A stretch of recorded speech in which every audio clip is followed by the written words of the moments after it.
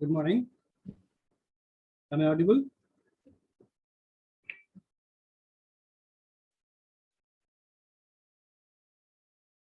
Am I audible? Yes, sir. Okay.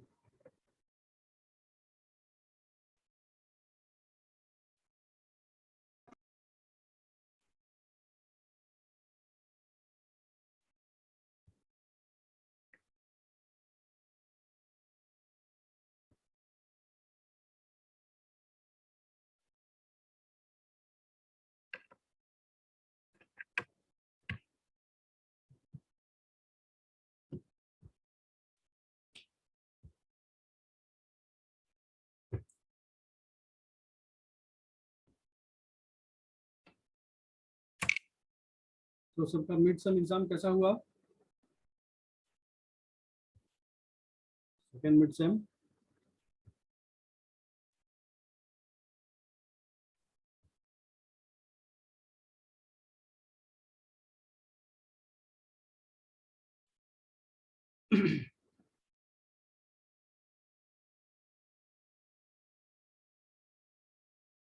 Am I audible?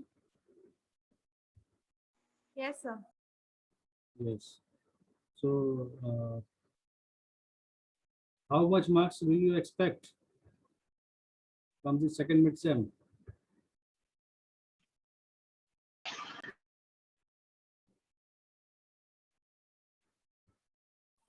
At least first mid sem से ज़्यादा. First mid sem से ज़्यादा. Okay.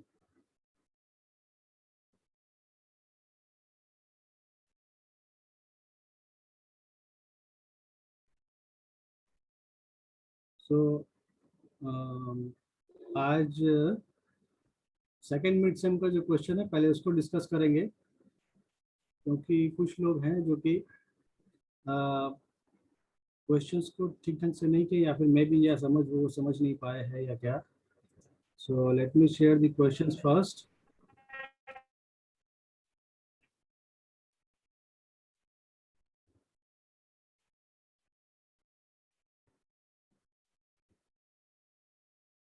So are you able to see the screen, the Google form? Yes, sir. Okay.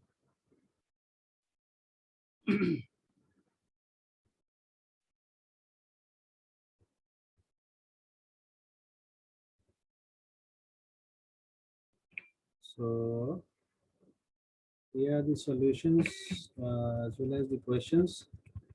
So whatever the questions you have, so you can see here that the score you can see here 366. So these are only for the scores of uh, the first section. Okay, so don't bother about this.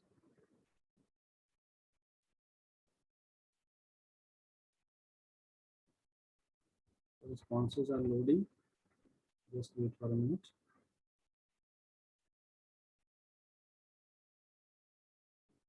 Okay, instead of that, we can also see the questions. Okay.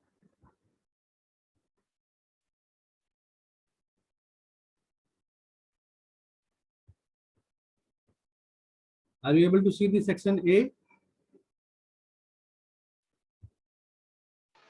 Yes, Yes, sir. Okay. So I think most of you have done this question in correct way, but one or two students have not done it. So let me share the solution. So actually in this question, what is given here? The intermediate frequency is given here. So in this question, what is given here? The intermediate frequency as 455 kilohertz, and one thing also given, which is if it is tuned to 2000 kilohertz, then find the value of image frequency. So you already know that what is the image. Graphically, we have also seen that if this is the local oscillator frequency FL, and the signal frequency, let it be FC, the FSI. So in loops, you can see that it is represented as FSI. And the difference between two is the nothing but the intermediate frequency. So image frequency is what? Image frequency is greater than by the same amount from the local oscillator frequency, which is FC dash. So here FC dash, we can see easily that what the value of FC dash? FC dash is twice of Fi plus FC. Okay, so whatever is the frequency at which the receiver is tuned, that is the RF frequency, the radio frequency, which is incoming to the antenna of the receiver, and the intermediate frequencies, all of you know that it is 455. So 2Fi, that is 455 into 2. So you can easily get that 2 into 455 plus this 2000. So easily you will get this 2910 as answer. So most of you have done this correctly.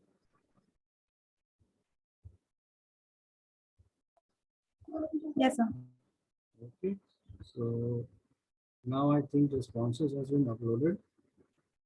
No, still I think it is uploading. So, okay, just wait for a minute. I'm just stopping the sharing. Let me see what is happening. Just wait for a minute.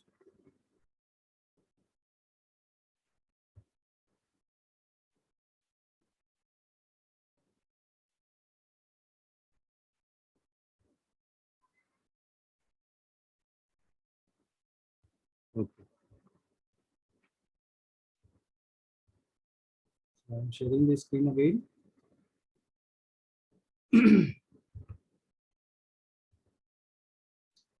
So are you able to see the Google form? Yes. Okay, so these are the names. So all 37 students are here. Next is the roll number. Okay, the question. Okay, so the very first question is,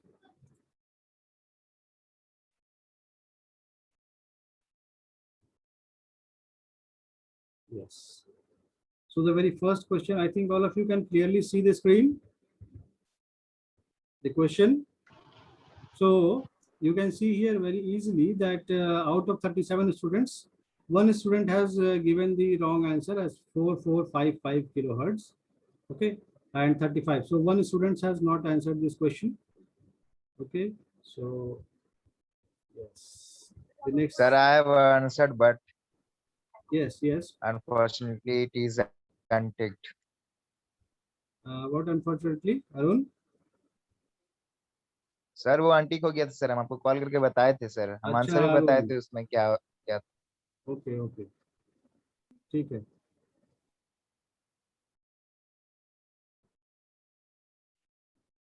The second question, in radio receiver, if immediate frequency is too low. So I have already discussed these things in the theoretical class, that adjacent channel selectivity will be better. Okay. So there are multiple answers in this question. All of you have given, but the right answer is adjacent channel selectivity will be improved. Okay.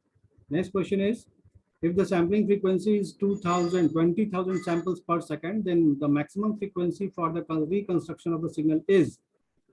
So यहाँ पर बोला क्या गया है, the sampling frequency is given. So ये sampling frequency दिया हुआ है.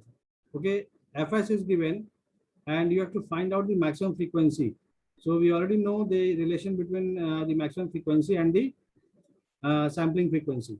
So from that relation itself, we can easily calculate it should be 10 kilohertz. So most of you have given, the 24 students have given the 10 kilohertz answer, but some of you have given the wrong answer. So it is not good, because these are very simple questions, and you have not answered it correctly. So so should I think I should show the formula. So from this question, it is given that 2000 samples, 20,000 samples per second, and we already know that from sampling theorem, fs should be equal to or greater than twice of fm. Okay, so what we have to find out, fs is given and you have to find out the fm. Okay, so fs is given as 20,000 by 2, which is fm. So it will be, what is this? This is 10,000. Okay, so we can write it as 10 into 10 to the power 3 hertz, which is 10 kilohertz. Okay, so we can write it as 10 kilohertz.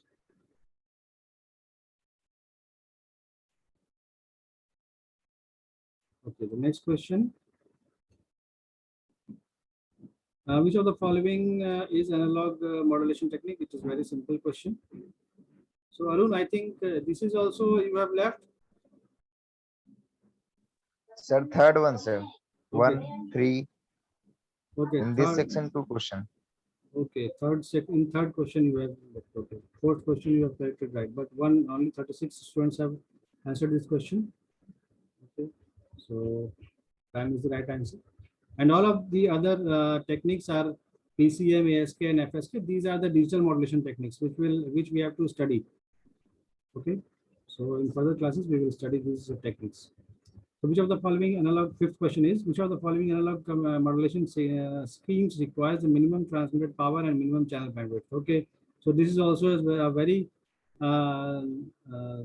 easy question, and all of you know very rightly that this is nothing but the single sideband modulation, and all of these have the bandwidth greater than the single sideband modulation.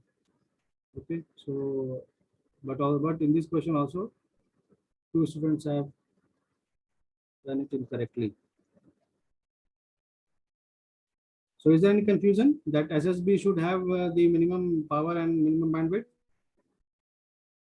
किसी को कोई confusion है? क्योंकि 2 लोगों ने इसे incorrect किया है जो कि इनकरेक्ट नहीं होना चाहिए था.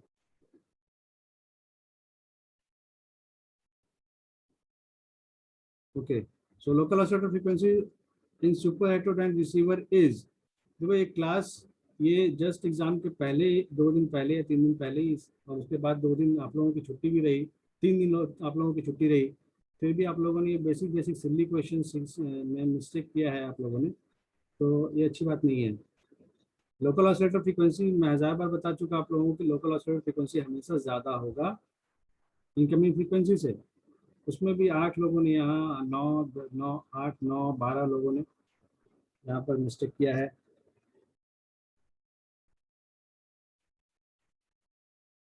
Local oscillator frequency is always greater than the incoming signal frequency.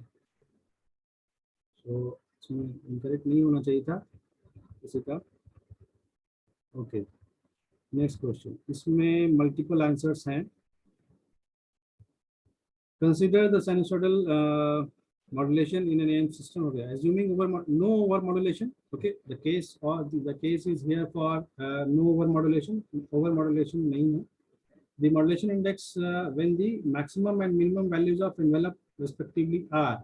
Envelope का maximum value और minimum value दिया हुआ है, so you have to find out the modulation index. Okay, so you have to find out the modulation index. So here, yes, the 0.3 is also right answer. 0.33 is also right answer. 0.333 is also right answer. But 3.4 is not a right answer. So who has written the 0.34 answer? 0.34 is not a right answer. This is also not a right answer. 1.15 is also not a right answer. So 1 by 3, yes, this is also a right answer. 3 is not a right answer.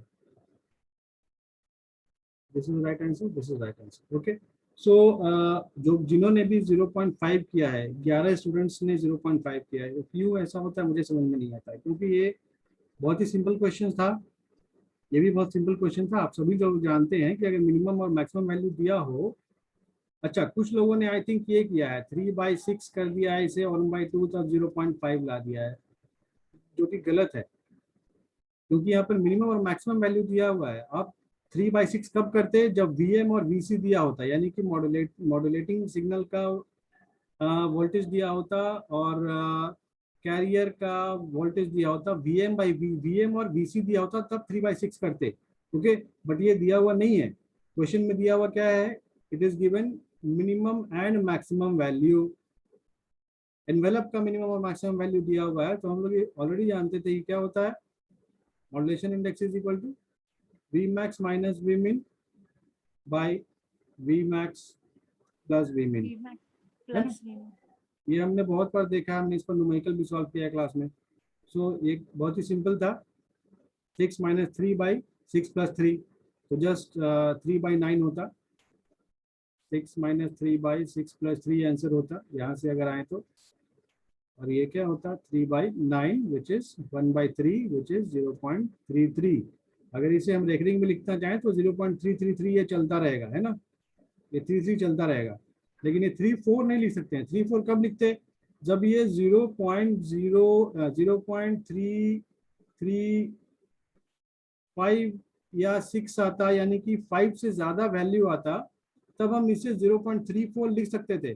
But ये answer incorrect हो जा रहा है, ठीक है? जिसने भी किया है, 2 लोगों ने ये आंसर किया है, तो 0.3333 आ रहा है, तो इसे हम 3 4 नहीं लिख सकते हैं। ओके, आप गेट का भी जब एग्जाम दोगे तो वहां पर आपको किसी किसी क्वेश्चन में मेंशन किया रहता है कि आपको पॉइंट के बाद, डेसिमल के बाद 3 डिजिट में आंसर लिखना है या 4 डिजिट में आंसर लिखना है।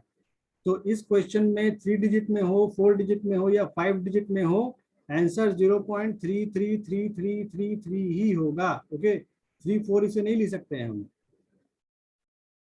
अगर ये लास्ट का डिजिट अगर 5 या 5 से ज्यादा आता तब हम इसे 3 4 लिख सकते थे, ठीक है? Sir, तो 0.3 is also correct ना? हाँ, 0.3 करेक्ट है। 0. क्योंकि यहाँ पर क्वेश्चन में आपका कहीं मेंशन नहीं था कि आपको डेसिमल के बाद कितने बिट्स तक दिखाना है, कितने डिजिट्स तक दिखाना है। तो अगर आप एक डिजिट भी लिख रहे हो पॉइंट के बाद तो वो आंसर करेक्ट होगा, ठीक है? अगर क्वेश्चन में ये मेंशन रहता है that you have to write the answer with 3 decimal digits, तब ये आंसर सिर्फ करेक्ट होता और ये सब आंसर गलत हो जाता, ठीक है ना? गेट में ये मेंशन होता है कि आपको डेसिमल के बाद कुछ क्वेश्चंस जो कि मल्टीपल चॉइस क्वेश्चंस नहीं होते हैं, आपको कैलकुलेट करके आंसर निकालना होता है, जैसा कि यहाँ पर है। उस केस में अगर मेंशन है कि you have to write the answer in 3 decimal digits, तो आपको 0.333 ही आंसर देना होगा। अगर आप 0.33 भी लिखते हो तो ये गलत हो जाएगा, ठीक है? जब 3 डेसिमल पॉइंट्स, 3 डेसिमल डिजिट्स में मेंशन किया होगा क्वेश्चन में तब, ठीक है ना? तो ये ध्यान रखना है आपको अभी से। तो इस पर्टिकुलर केस के लिए अगर आप 0.3 लिखें तब भी आंसर सही है, 1/3 लिखें तब भी आंसर सही है, जैसा कि मैंने बताया अभी। Okay, so this was also a very simple question, but only मतलब कम ही लोगों ने ये आंसर किया है।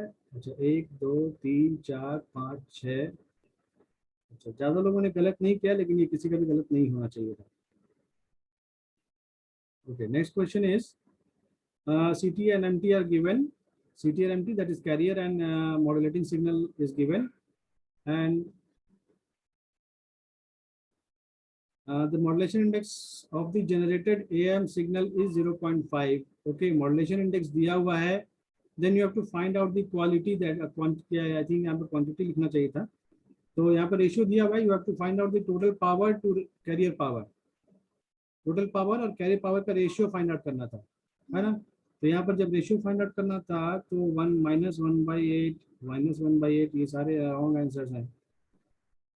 ये भी रॉन्ग आंसर है, क्योंकि 1/8 का आंसर 0.125 आएगा।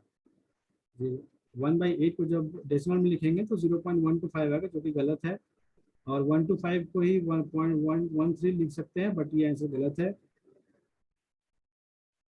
ओके, 1/8 गलत है, ये 7, इसमें 7 लिखा है, ठीक है? ये भी गलत है, ये आंसर सही है 1.125। तो ये आंसर कैसे आ रहा है? What you have to find out, you have to find out the total power to carrier power. Total power to carrier power निकालना है आप लोगों को यहाँ पर। तो ये तो बहुत ही ईजी हो गया। अगर total power to carrier power पूछा जा रहा है तो हम रिलेशन क्या जानते हैं टोटल पावर और कैरियर पावर में? PT is equals to PC 1 plus M square by 2. 1 plus M square by 2। Okay, very simple. तो यहाँ पर जो भी न्यूमेरिकल मैंने इस बार दिए हैं, I think most of the questions जो बहुत ही सिंपल थे, सभी का राइट होना चाहिए था। तो PT is equal to PC. अभी यहाँ पे पूछा क्या है, total power to carrier power, तो इसी पीसी को यहाँ नीचे ले आएंगे तो यहाँ हो जाएगा ना पीसी, हाँ, पीटी बाई पीसी, यही तो निकालना था। तो ये तो सिंपल था, 1 plus M square by 2 M square, M का वैल्यू कितना है 0.5 स्क्वायर बाई 2। ओके, यही तो था, और तो कुछ करना ही नहीं था। 1 प्लस 0.5 अगर लिखा हुआ है तो इसे इस कैलकुलेशन को इजी करने के लिए क्या किया जा सकता है, 0.5 को अगर 1/2 लिख दें तो ये कैलकुलेशन आसान हो जाएगा। तो ये भी ध्यान रखना, सॉरी, ये भी ध्यान रखना है कि कैलकुलेशन वाले पार्ट को इजी किया जाए, ठीक है। तो 1 प्लस 1/2 हो गया, कितना 1/2 का स्क्वायर हो गया 1/4, और ये हो गया 1/8। तो 1/8 यहाँ आ रहा है, इसमें एक और ऐड करेंगे तब हमारा राइट आंसर आएगा। तो मोस्ट ऑफ लोगों ने क्या किया, 1/8 कर दिया है। फिर इसमें 1 भी ऐड होता, तो 1 जब ऐड करेंगे तो कितना हो जाएगा, ये 9/8 हो जाएगा। ऐसे हम लेंगे तो 8 1 8 में 9/8 हो जाएगा। अब इसका वैल्यू जब निकालेंगे तो इट विल बी 1.125। ओके, 1.125 आएगा ये।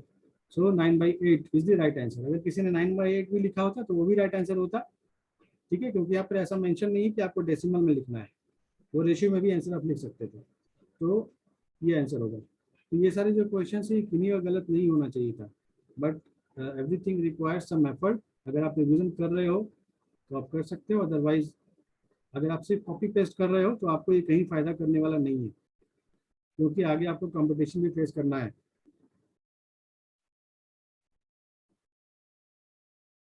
मैंने बहुत ही बेसिक क्वेश्चंस दिए थे न्यूमेरिकल्स में। Why natural sampling technique is not considered as practically possible technique. तो यहाँ पर मल्टीपल आंसर्स होंगे, तो ठीक है, सभी लोगों ने मल्टीपल आंसर्स किए हैं, बट कुछ लोगों ने क्या किया है, इंटरनेट से डायरेक्ट कॉपी किया है और यहाँ पर पेस्ट कर दिया है। तो एटलीस्ट आप ये तो कर सकते हो कि आप अगर कहीं से देख भी रहे हो, क्योंकि यहाँ से तो मैं देख पा रहा हूँ, किसी भी पेपर में आप करते ही होगे, बट आपको एटलीस्ट यहाँ पर टाइप करना चाहिए। आप लोगों ने कुछ भी कॉपी किया और यहाँ पर पेस्ट कर दिया हुआ है। The received signal frequency at RF amplifier of the receiver is 5 megahertz. Okay, so यहाँ पर अभी incoming frequency दिया हुआ है 5 megahertz and its bandwidth is 10 kilohertz. Then the quality factor is, अभी यहाँ पर क्या पूछा गया है, क्वालिटी फैक्टर पूछा गया है। सो क्वालिटी फैक्टर, सबसे पहले ये तो जानना होगा क्वालिटी फैक्टर है क्या। सो मैंने बहुत बार डिस्कस किया, मतलब वाइल डिस्कसिंग दी RF एम्पलीफायर। सो यहाँ पर क्वालिटी फैक्टर एक्चुअली था क्या, क्वालिटी फैक्टर वो था means the incoming frequency to the bandwidth. So quality factor was nothing but the resonance frequency. Okay, resonance frequency क्या है, जिस फ्रीक्वेंसी पर हमारा RF एम्पलीफायर ट्यून हो रहा है। तो यहाँ 5 मेगाहर्ट्ज का अगर यहाँ पर सिग्नल आ रहा है रिसीवर पर, तो RF एम्पलीफायर को इसी सिग्नल पर ट्यून होना पड़ेगा। So tuning frequency 5 megahertz and quality factor क्या है, सॉरी बैंडविड्थ क्या है, बैंडविड्थ है 10 kilohertz. So Q is nothing but जो भी सिग्नल आ रहा है, अगर उसे हम FC लिखें, कैरियर फ्रीक्वेंसी, जो भी सिग्नल आ रहा है यहाँ पर बाई, या signal frequency, okay, signal frequency by bandwidth. Okay, so 10 kilohertz. तो यहाँ पर सबसे पहला काम क्या होगा कि दोनों का यूनिट सेम करना सबसे पहला काम है। तो 5 mega means 10 to the power 6 hertz by 10 kilo, kilo means 10 to the power 6 hertz. तो चूंकि ये रेशियो है और फ्रीक्वेंसी का ही रेशियो है, तो यूनिट कुछ नहीं होगा। यहाँ पर कुछ लोगों ने देखिए यहाँ पर यूनिट मेंशन कर रखा है ओम। ये ओम कहाँ से आ गया, kilo ohm, kilo hertz, kilo hertz, hertz, hertz, kilo hertz. यहाँ पर तो दिस इज यूनिटलेस क्वांटिटी, क्योंकि ये रेशियो है, और रेशियो है सेम टाइप ऑफ क्वांटिटी का रेशियो है, मतलब ऊपर भी फ्रीक्वेंसी है नीचे भी फ्रीक्वेंसी है। So there should not be any unit here.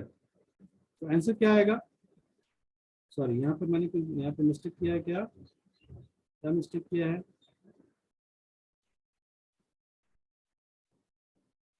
10 power 6 लिख दिया सर नीचे में। हाँ 10⁶ लिख दिए, it should be 10⁻³ hertz. Hertz cancel हो गया, सो नीचे हो गया 5 इंटू 20, यहाँ 10⁻³ और 1 10⁻⁴।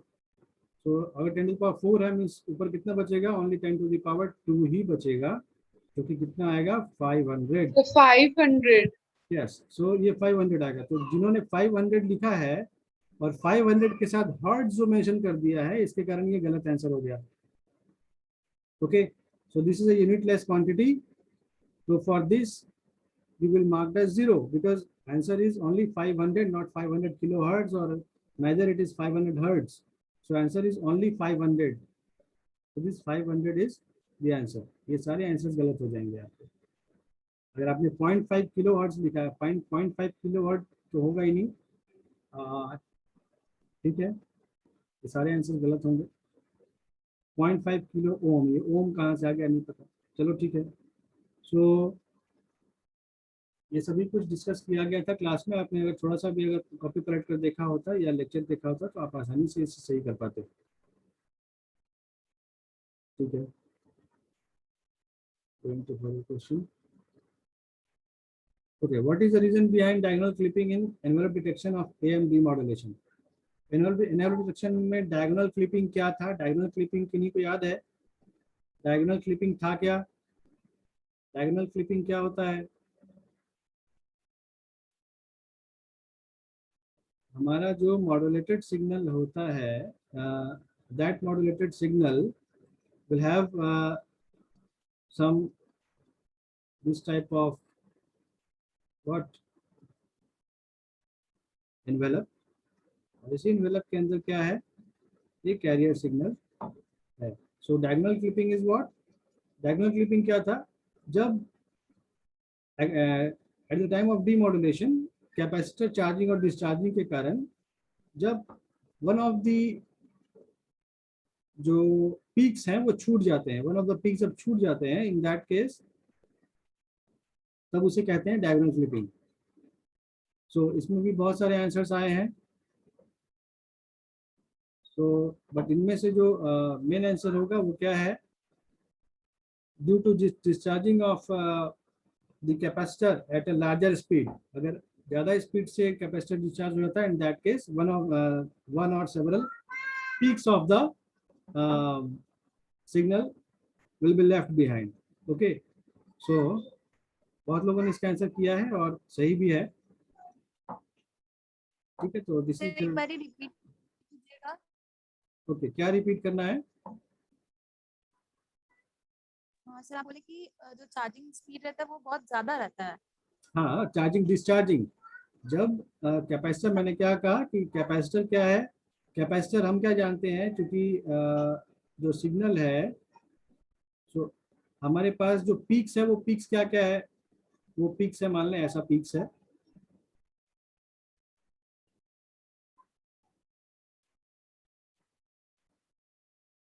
ओके, ये मॉड्यूलेटेड सिग्नल का पीक्स है। तो जब कैपेसिटर डिस्चार्ज होता है, ओके, कैपेसिटर डिस्चार्ज होता है, एट दैट टाइम अगर डिस्चार्जिंग का रेट काफी ज्यादा है, इन दैट केस क्या होता है, कुछ पीक्स छूट जाते हैं। हाँ, यहाँ पर देख रहे हो कि ये वाला पीक और ये वाला पीक क्या है, छूट गया है। तो जो हमारा डिटेक्टेड सिग्नल होगा उसमें ये सारे वैल्यूज नहीं आ पाएंगे। तो some one or more of the peaks are left. So इसी को हम क्या कहते हैं, इन्वर्स डिटेक्शन कहते हैं, सॉरी, इसी को डायगोनल क्लिपिंग कहते हैं, क्योंकि हमारा कुछ जो पीक्स है वो क्या है, कुछ पीक्स क्लिप हो जाता है, इसलिए हम इसे डायगोनल क्लिपिंग कहते हैं। सो यहाँ पर आरसी टाइम कांस्टेंट जो आपने लिखा है, आरसी टाइम कांस्टेंट ठीक है, आरसी टाइम कांस्टेंट क्या होना चाहिए, टाइम कांस्टेंट जो डिस्चार्जिंग पीरियड से ज्यादा होना चाहिए, ठीक है ना। चलो ठीक है, देखते हैं किसका दिन का आंसर सही है।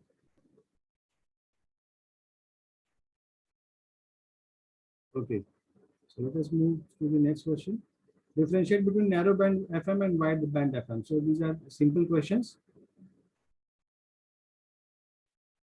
PWM can be generated by using, we have already discussed this thing, and I think most of you have given the right answer.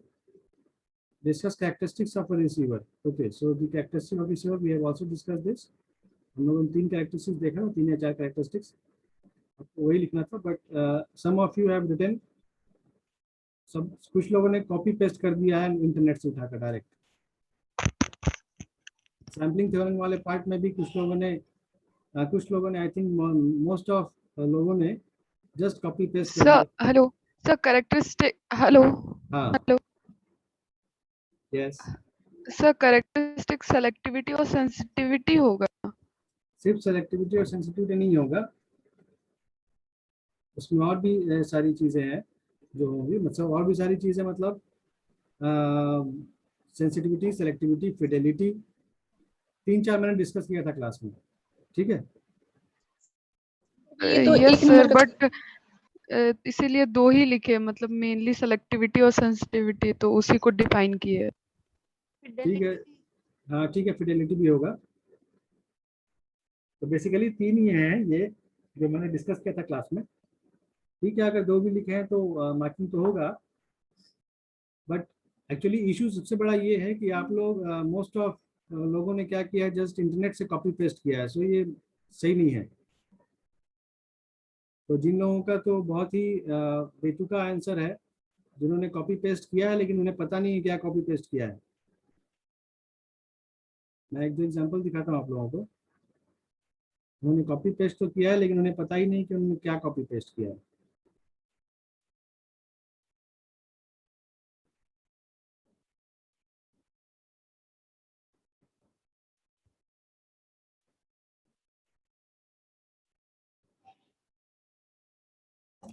तो जहाँ से भी कॉपी पेस्ट किया है क्वेश्चन आंसर, साथ में जिन्होंने आंसर वहाँ पर किया हुआ इंटरनेट में, साथ में उनका नाम भी यहाँ पर कॉपी पेस्ट कर दिया है। मतलब एक बार उसे पेस्ट करने के बाद पढ़ा भी नहीं है कि क्या आखिर वहाँ पर कॉपी पेस्ट किया गया है। Short notes on TRF amplifier, okay, TRF amplifier में देखें।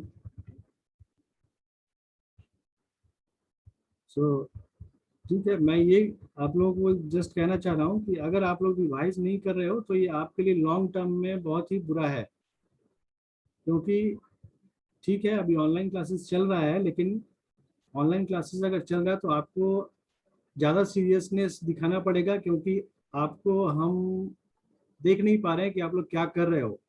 तो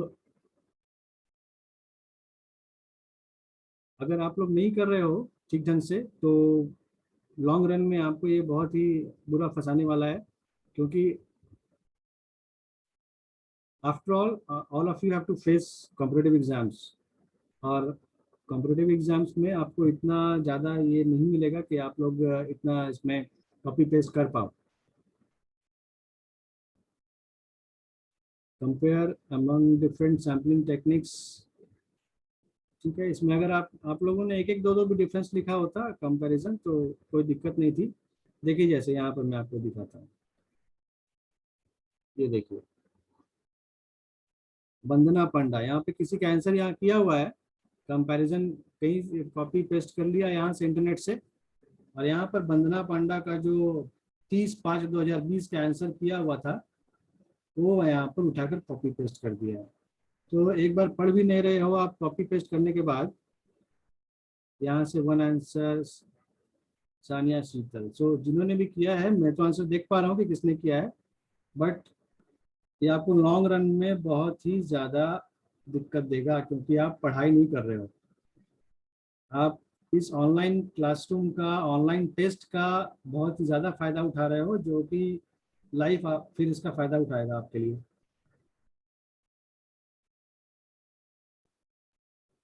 क्योंकि ये चीज़ें आपको लॉन्ग रन में बहुत ज़्यादा दिक्कत देंगी।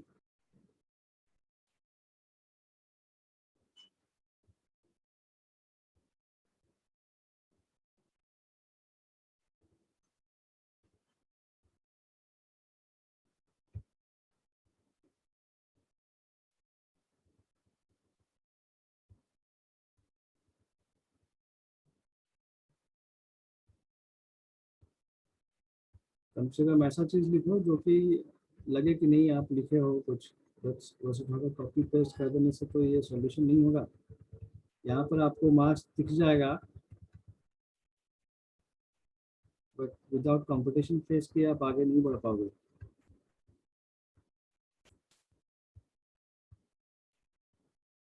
ओके, ठीक है। Next is write down the applications of SSB modulation. इसमें भी बहुत सारे लोगों ने इसे कॉपी पेस्ट कर लिया, एक बार उसे पढ़ा भी नहीं कि क्या कॉपी पेस्ट किया है। ओके, सो ये रिक्वेस्ट है कि आप लोग थोड़ा सा देखें, जो भी बताया जा रहा है उसे थोड़ा सा जरूर देखें। Discuss the about the frequency components and transmission bandwidth of wide band FM. Okay, ठीक है, चलिए। लास्ट क्वेश्चन था एक न्यूमेरिकल, जो कि मैंने क्लास में भी डिस्कस किया था। तो ये क्लास का ही न्यूमेरिकल है, मैंने इसे क्लास में भी डिस्कस किया था इस न्यूमेरिकल को। तो यहाँ पर आपको कैलकुलेट करना था ओवरऑल नॉइस फिगर।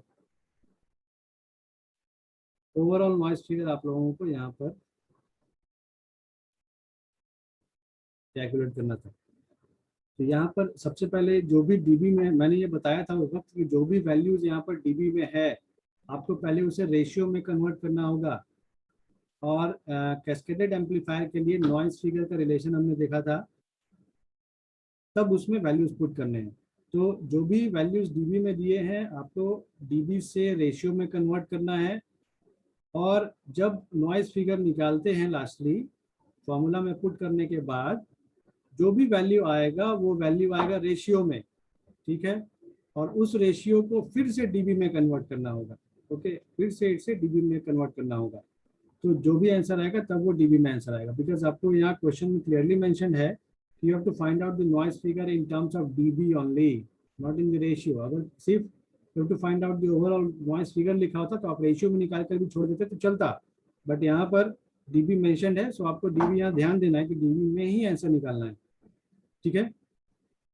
सो कुछ लोगों का आंसर अप्रोक्सीमेटली सही है और कुछ लोगों का पूरी तरह सही है, जैसे 2.5 dB ये सही आंसर है, पूरी तरह सही आंसर है। 2.487 पता नहीं आपने कैलकुलेशन क्या किया है या डायरेक्ट आंसर लिखा है, ये तो मुझे पता नहीं। सो 2.487 इसमें कुछ मार्किंग किया जा सकता है, बट फुल मार्किंग 2.5 dB पर ही होगा। बाकी लोगों ने नहीं पता क्या किया है, कहाँ से आंसर निकाला है, ये सारे आंसर्स कहाँ से आए हैं। और जो भी आंसर्स आए हैं वो एक जन से आई थिंक, बाकी लोग सिर्फ शेयर करके कॉपी पेस्ट कर लेते हो कि हाँ ये आंसर है भैया, यहाँ पुट कर दो। हाँ, ये जो 7 लोगों ने आंसर किया है सेम आंसर 1.78, ये कैसे आया है? किसी एक ने आंसर निकाला है, बाकियों को शेयर कर दिया और उन्होंने भी 1.78 पुट कर दिया है। बस हो गया एग्जाम।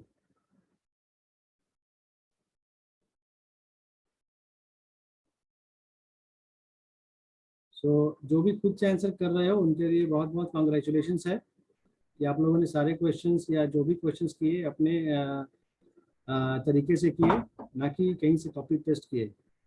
मैं मानता हूँ कि अभी जो सिस्टम है वहाँ पर आप आसानी से कॉपी पेस्ट करके आंसर कर सकते हो, बट इतना नहीं करो कि वो क्लियरली दिखे कि you have just copied and pasted here. Okay, तो आज के लिए मैं सिर्फ यही डिस्कशन करने वाला था आप लोगों के साथ। नेक्स्ट क्लास में हम लोग जो पहले कंटिन्यू कर रहे थे सुपर ट्रांजिस्टर, उसे कंटिन्यू करेंगे और आगे बढ़ाएंगे, ठीक है। उसके बाद हम लोग डिजिटल कम्युनिकेशन टेक्निक्स पे जाएंगे। Okay, so for today it is over. अगर किसी को कोई कंफ्यूजन हो अभी भी तो आप मुझे मैसेज कर सकते हो, टेक्स्ट कर सकते हो, अपना क्वेरी पूछ सकते हो, ठीक है। और इसके मार्क्स मैं 1-2 दिन में आप लोगों को दे दूंगा। Okay, Thank you, sir. okay then, thank you. You can leave the platform.